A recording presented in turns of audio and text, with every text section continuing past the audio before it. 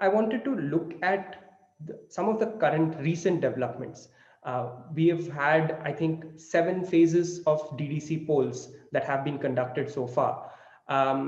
So I was wondering, how do you look at these developments, and is there a possibility for Jammu and Kashmir to have a fresh start in a way, especially in terms of the possibility of a kind of a grassroots leadership sort of emerging in this particular scenario? How do you look at that? I think one has to give credit to this government in the center that they are trying to provide a fresh start to Jammu and Kashmir, because a lot has happened in the last 70 years. 4 conventional wars with Pakistan, 30 years of proxy war with Pakistan, which meant, ethnic cleansing of Kashmiri Pandits, which also meant around 20,000 Kashmiri Muslims who were slaughtered by Pakistani terrorists in Kashmir. A lot has happened.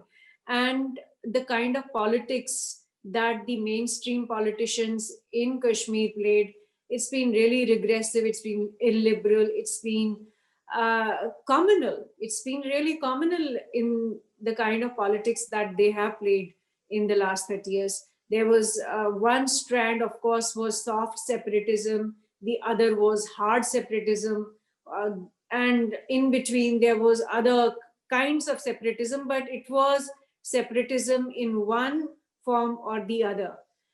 So from that point to this point that we now have DDC elections going on, we earlier had panchayat elections in Jammu and Kashmir, and for that the credit must go to this government, that they are trying to build an organic democratic system in Kashmir, in Jammu and Kashmir.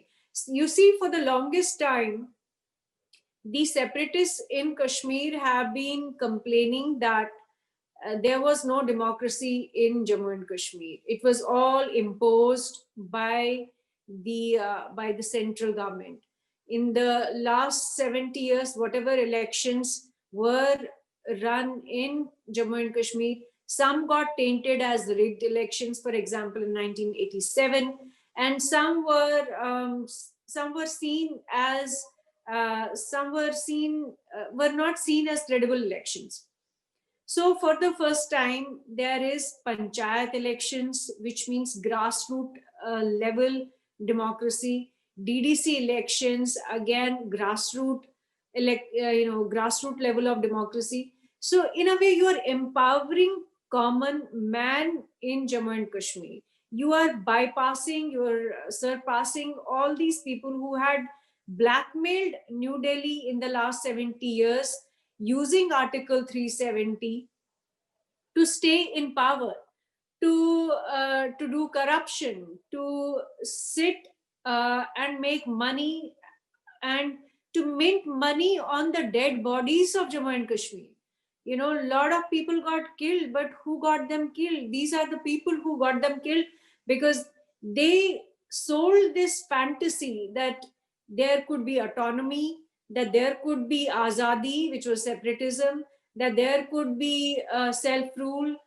They sold different different products, of course sugar coated hugely, but all of them were essentially separatist models which were sold in different ways, and that has ended now. That is not going to come back, and people do understand this in Jammu and Kashmir today. People in Kashmir, maybe they were disheartened, disappointed and disillusioned last year, but I think a lot of them, because if you go by the numbers, the number of people who did come out to vote in Jammu and Kashmir in the recent elections, one can tell that they're showing faith in Indian democracy. They are showing faith in the new setup, the new system that has been established.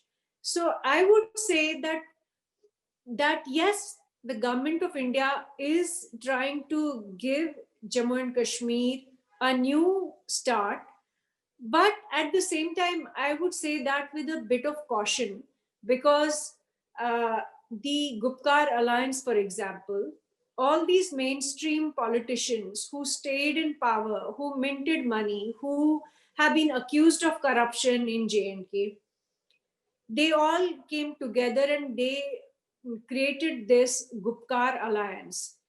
And they created this alliance over the basic demand of restoration of Article 370 and restoration of statehood. And they, even though they themselves are not at the forefront of these elections, but many of their proxy candidates did participate in these elections. So that kind of, I would say that, if they are coming back and they are getting elected, if they are getting elected, we'll see. We don't know yet. But if they are participating in these elections and if they are coming back into the system, I'm not sure it will be a completely new start. It will be, I think you can call it a hybrid start, where you have some elements from the old system and some elements from the new system.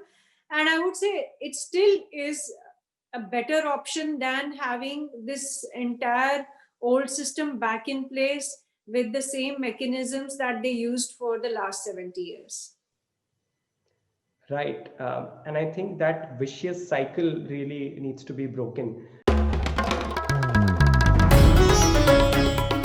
Namaste. We hope you enjoyed this Chitti Media content. Please remember to subscribe to us and switch on the notifications for this channel. For our other social media links, more content, and to support our work, please visit citti.net. Dhanyavad. Namaskar.